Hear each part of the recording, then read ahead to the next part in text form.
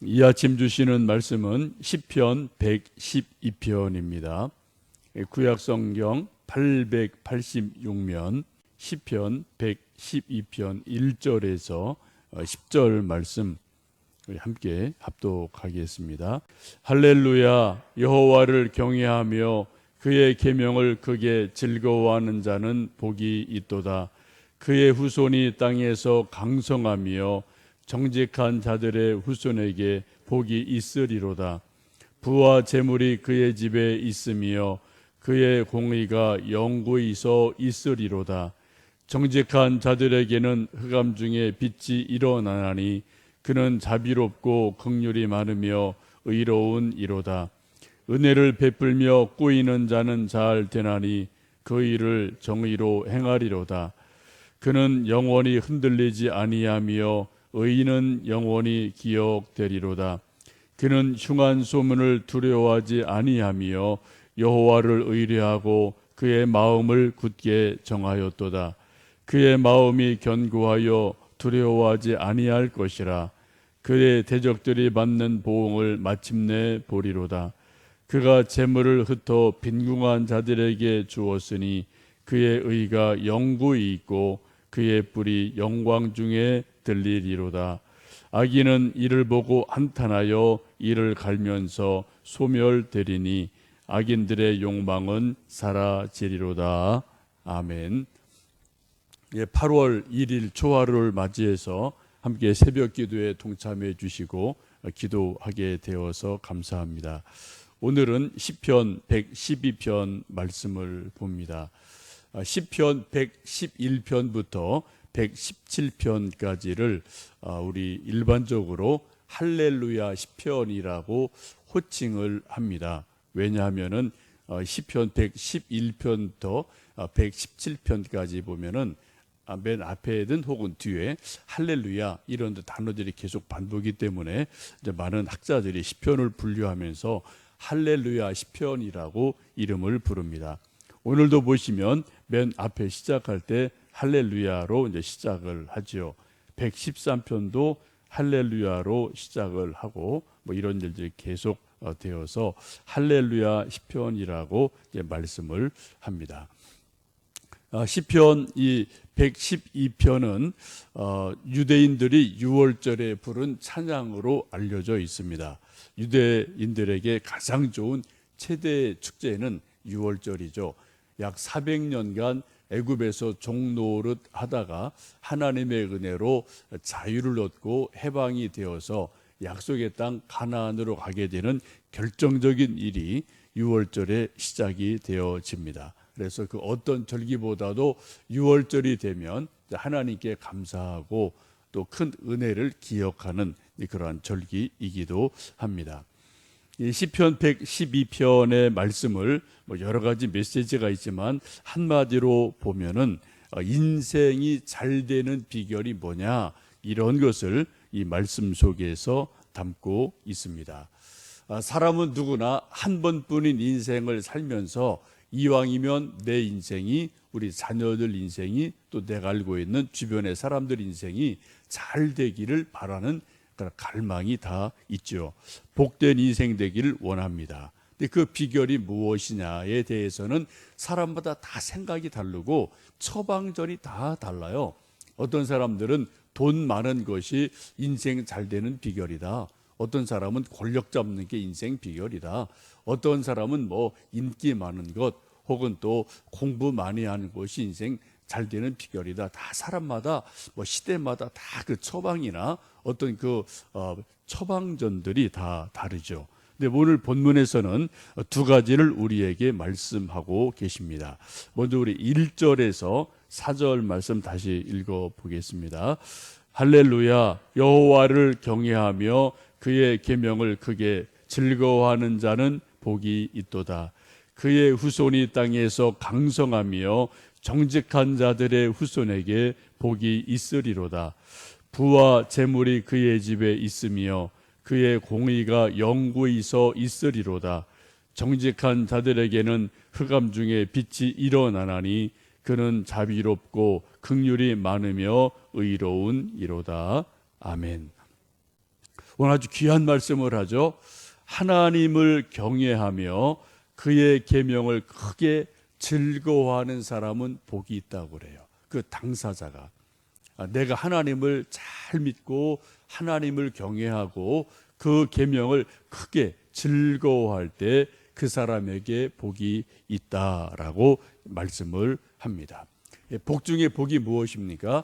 하나님을 하나님으로 제대로 아는 것, 그리고 하나님을 하나님으로 알고 그분을 그대로 존중해 드리는 것, 경외심을 갖는 것, 이것을 우리가 하나님께 이제 영광 돌리는 것인데, 이러한 사람이 복되다라고 말씀을 하죠. 종교 개혁자들이 이 말씀을 크게 또 생각한 것이 있는데, 그런 표현을 해요. Let God be God. 하나님으로 하나님 되게 하라. 이게 아주 되게 짧은 의미가 있는데 아주 엄청나게 깊은 의미가 있죠. 하나님으로 하나님 되게 하라. 이것이 아주 짧지만 엄청 많은 의미를 함축하고 있는데, 곧 그것이 하나님을 경외하는 것, 그리고 그 계명을 크게 즐거워하고 지키는 사람은 복이 있다라고 말씀을 합니다. 근데 그 복이 어디까지 임합니까? 그 후손까지 임해요. 2절 보시면은 그의 후손이 뭐 1대, 2대, 3대 하나님을 섬기는 자들에게는 1000대를 복 주신다고 말씀하죠. 그의 후손이 땅에서 강성하며 정직한 자들의 후손에게 복이 있다. 근데 어떤 복을 주십니까? 3절에 부와 재물이 그 집에 있다. 그 공의가 영구하게 영원히 서 있다. 4절에 정직한 자들에게는 흑암 중에 빛이 임한다. 또 긍휼이 많으며 의로운 이가 된다라고 말씀을 합니다. 여러분, 이 말씀 참 귀한 말씀이죠. 오늘 함께 읽으신 시편 112편 1절에서 4절의 말씀을 여러분 다시 한번 깊이 묵상하시고요. 이러한 복이 하나님 나에게, 우리 자녀들에게, 손주들에게 계속 임하는 복을 주십시오. 기도하시는 또 하루, 또 우리의 기도가 되시면 좋겠습니다. 우리 믿음의 후손들에게 재물의 복, 강성한 복, 또 그런 복을 주실 뿐 아니라 흑암이 아닌 빛이 임하는 삶을 사는 복을 주신다고 말씀을 하죠. 우리가 인생을 살다 보면 우리가 영적으로, 경제적으로 어떤 분위기 때문에 또 어둡게 살 수도 있어요. 잠깐 다윗도 시편 23편에서 내가 사망의 음침한 골짜기를 다닐지라도 라는 고백을 보면 다윗도, 그 대단한 다윗도 사망의 음침한 골짜기를 걷는 것처럼 어려울 때가 있고요, 어두울 때가 분명히 있었습니다. 그러나 그것이 영원히가 아니라 그 터널을 지나서 밝은 빛으로, 또 푸르른 초장으로 맑은 시냇 물가로 또 나가는 것이 다윗의 복이기도 합니다. 여러분, 요즘 집안의 분위기가 좀 밝으십니까? 아니면 좀 어둡진 않으십니까? 저도 이제 목회를 하다 보면은 신방을 하게 될 일이 많죠. 그래서 성도들의 가정, 집에 갈 일이 종종 있게 되는데, 가보면은 저도 한 30여 년 신방을 해보니까 굳이 그 집사님이나 권사님이 이야기를 안 해도 이 집 좀 영적 분위기가 조금 어두운 것 같다, 조금 밝은 것 같다, 이런 것을 좀 느낄 때가 있고요. 또 이제 기도 제목을 서로 나누다 보면은 이제 대략 그런 것들을 알 수가 있죠. 꼭 여러분 돈 많고 많은 자녀들이 직장 생활 잘한다고 다 밝은 것도 아니고요. 혹은 또 우리가 병들거나 돈이 조금 부족하다고 꼭 어두운 것도 아니더라고요. 영적인 것이기 때문에 어떤 세상 것으로 재단할 수는 없는 그러한 독특한 집마다 영적인 분위기가 있습니다. 우리 집에서 서로 사랑하는 마음이 있고 용서하는 말이 있고 서로 축복하는 그런 진심의 마음이 있으면 그 집이 조금 경제적으로 어려워도 영적 분위기가 밝아요. 그런데 아무리 돈이 많고 재벌집 같은 집일지라도 서로 판단하고 서로 원망하고 서로 욕하면은 그 분위기가 어둡거든요. 여러분 좀 요즘 여러분의 집 분위기가 영적으로 밝으신지 또 혹은 어두운지 어떻다고 여러분 스스로 생각을 하십니까? 오늘 말씀 4절에 보시면 하나님이 복 주시는 귀한 복 중에 하나가 무엇입니까? 그 집이 또 그 자녀들이 어떻게 해요? 흑암 중에 있지 않고 빛 가운데 있다라고 말씀을 하십니다.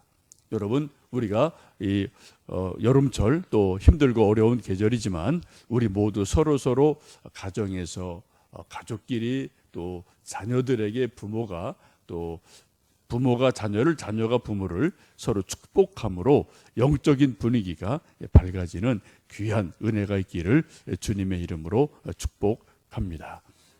그 비결이 1절에 있죠. 여호와를 경외하며 그의 계명을 크게 즐거워하는 자에게 복이 있다라고 말씀을 하죠. 우리가 잘 아는 소요리 문답이라는 것도 있는데 그 문답의 1항 질문이 그거죠. 인생의 목적이 무엇이냐? 여호와를 크게 기뻐하고 즐거워하는 것이다. 하나님을 경외하고 하나님을 기뻐하고 즐거워하는 것, 이것이 우리 인생의 목적임을 이 말씀도 보게 됩니다.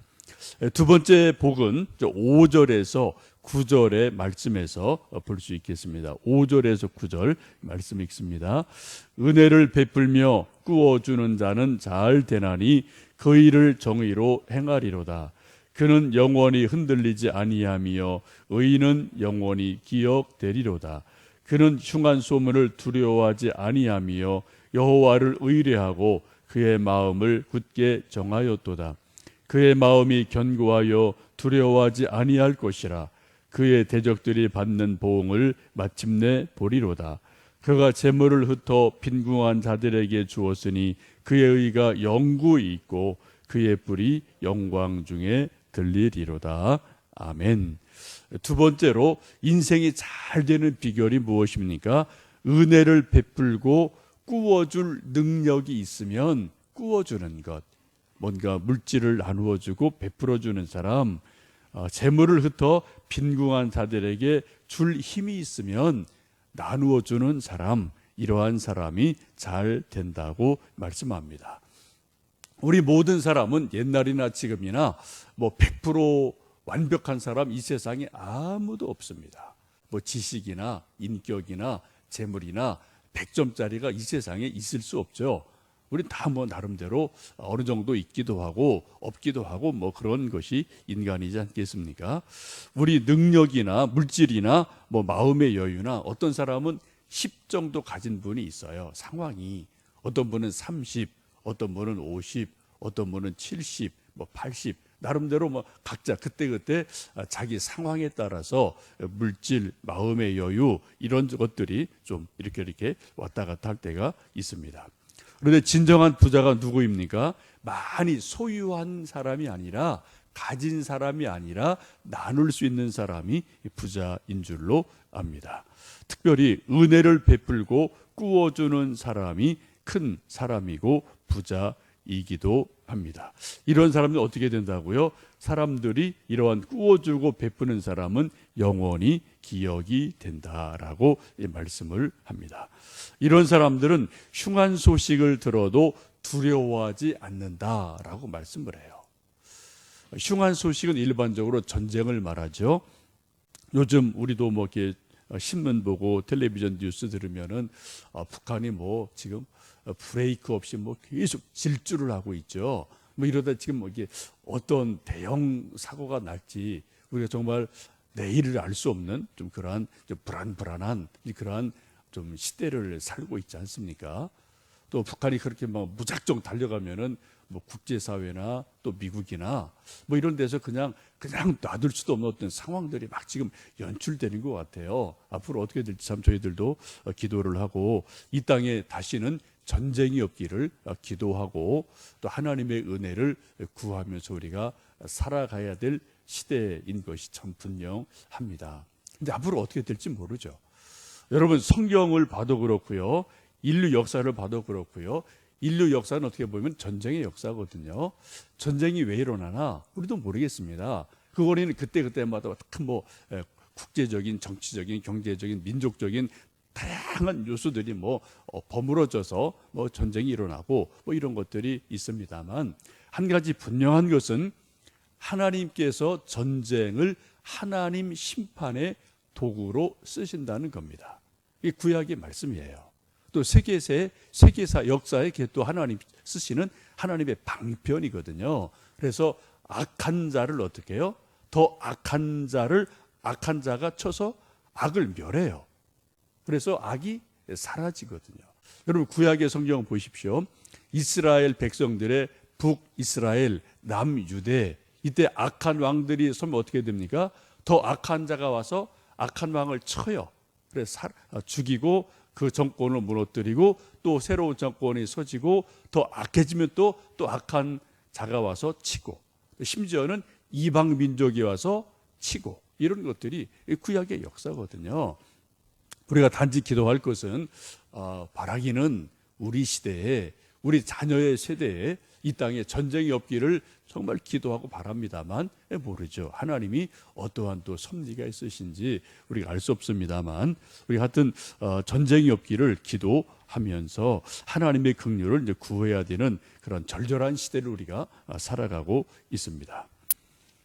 저는 6.25를 직접 체험한 세대는 아닙니다. 그러나 아버님께 6.25에 대한 얘기를 엄마, 아버지에게 너무 많이 들어서, 하여튼 이제 저희 시골 동네 뒷산에서도 이런 일 저런 일 누가 어떻게 하고 어떻게 되고 이런 얘기 어릴 때 하도 제가 들어서 그런 들은 이야기는 많이 있어요. 여러분도 그런 들으신 이야기가 많이 있으실 것 같습니다. 6.25가 터졌을 때 이 남한에 또 각 지역마다 조금 잘 사는 소위 지주들이 꽤 있었고, 그때는 또 모슴들도 많고 이런 것들이 있었죠. 6.25 그 당시만 해도. 근데 수많은 지주들이 여러분 누구한테 죽었는지 아시죠? 모슴들한테 죽었어요. 소작인들한테 죽었거든요. 그 이유 뭔지 여러분 아십니까? 저도 아버지한테 하도 많으면 이웃 동네 누구네 그런 얘기 들은 게 아주 많거든요. 그 당시 지주면은 땅 좀 많고 또 반 많은 그런 나름대로 부자들이죠. 근데 이런 부자들이 모슴이나 소작인들을 돈 좀 있다고 달달달 볶거든요. 못 살게 굴거든요. 아주 인색하게 굴거든요. 사람 대접 안 해주거든요. 이렇게 되니까 어떻게 돼요? 6.25 딱 터지고 공산당 밀려 들어오고, 그런 사람들이 또 이제 빨간 완장 차고 설치고 이러면서 밀고 하고 자기들이 직접 잡아다가 죽이고, 이런 일들이 여러분 우리나라 동네마다 6.25 때 그런 일들이 참 많았거든요. 그런데 반면 아무리 돈이 많고 지주라 하더라도 평상시 덕을 베풀고 사람 대접을 해주고 소작인이나 모슴들에게 인간 대접해주고 덕을 베풀었던 사람들은 오히려 소작인들이, 모슴들이 자기 주위를 보호해 줬어요. 우리 주인 정말 훌륭한 분이다. 이분은 정말 좋은 분이다. 오히려 공산당이 지주라고 잡아가려고 그래도 오히려 방어를 해주고 숨겨주고 살려주고, 이런 일이 우리나라에 불과 몇십 년 전에 우리나라 역사에 있었던 사건들이거든요. 저도 이런 얘기를 저희 아버지한테 많이 들었어요. 이웃 동네 그런 일들이 농촌에 어디나 다 있으니까요. 여러분, 흉한 소식을 들어도 선을 행한 사람, 덕을 베푼 사람들은, 은혜를 베푼 사람들은 흉한 소식이 와도 두려워하지를 않습니다. 왜? 덕을 베풀었으니까. 오늘 성경도 그렇게 말씀하지 않습니까? 아무리 흉한 소식이 와도 두려워하지 않는다. 7절 보시면 그 이유는 뭐라고요? 첫 번째는 여호와를 의뢰했기 때문에, 하나님으로 제대로 믿었기 때문에 하나님의 보호하심이 있어요. 이거 신앙적인 거죠. 두 번째는 뭐라고요? 은혜를 베풀었어요. 덕을 베풀었어요. 재물 흩어서 가난한 자들에게 나누어 줬어요. 덕의 씨를 뿌렸더니 그러한 은혜의 씨앗들이 자기를 위기에서 구해주는 것을 볼 수가 있습니다. 우리가 사람들에게 흩어주고 나누어주고 은혜를 베푼다는 것이 꼭 물질은 아니죠. 꼭 돈은 아니죠. 말로 우리가 은혜를 베풀고 덕을 베풀 때가 있습니다. 커피 한 잔으로 우리가 은혜를 베풀고 덕을 베풀 수가 있습니다. 미소 한 번으로 누군가를 향해서 덕을 베풀고 또 은혜를 베풀 수가 있어요. 또 격려하는 말로 은혜를 베풀고 덕을 베풀 수가 있습니다. 또 그가 알지 못하더라도 정말 중심으로 그 사람을 축복하는 마음으로 하나님 앞에 서서 교회에서 누군가를 생각하며 하나님 그 가정, 그 자녀들 그 사람 복되게 해주세요. 진심으로 누군가를 축복하고 하나님 앞에 골방에서 교회에서 기도할 때 우리 사람들의 영적인 존재거든요. 이게 영적인 게 흘러가요. 사람이 느껴요. 알아요. 그래서 우리가 정말 누군가를 굳이 말을 하지 않더라도 누군가를 진심으로 축복하고 하나님 앞에 은혜를 중보하고 기도할 때 그때 덕을 크게 베푸는 것 되지 않겠습니까? 여러분 이제 8월 초 하루입니다. 이제 무더위가 한참 또 진행되는 여름이지만 오늘 8월을 또 시작하시면서 오늘 또 이렇게 쭉 읽다 보니까 이제 시편 112편 말씀이 오늘 말씀이 되었는데 이 말씀을 오늘 좀 깊이 읽어보시고 묵상하시면서 정말 저도 한 번뿐인 인생 정말 복되게 살고 싶어요. 저도 개인적으로 잘 되는 인생을 살고 싶어요. 또 우리 교회가 아주 큰 대형 교회 아닙니다. 자그마한 개척교회지만 우리 교회에 나오는 모든 성도들이 저와 함께 하나님을 믿으며 또 새벽에 기도하고 주일날 예배드리고 또 교회를 세우기 위해서 일저일 봉사하고 땀 흘리고 수고하면서 정말 한 번뿐인 인생인데 하나님이 약속하신 복을 누리면 얼마나 좋을까. 이런 것이 목사의 마음 아니겠습니까? 그래서 제가 나름대로 설교하고 또 교회를 함께 상의해서 만들어가고 또 함께 땀 흘리고 수고하는 일들이 우리 모두에게 있기도 합니다. 오늘 말씀처럼 저에게 또 여러분에게 여러분 자녀들에게 일터에 오늘 말씀처럼 하나님을 경외하고 그 계명을 크게 즐거워함으로 주시는 복이 임하기를 축복합니다. 또 은혜를 베풀고 덕을 베풀므로 여러분 어떠한 흉한 소식을 들어도 두려워하지 않는 그런 넉넉한 삶을 살아가시는 여러분과 여러분의 자녀 되시기를 주님의 이름으로 축복합니다. 함께 기도하겠습니다.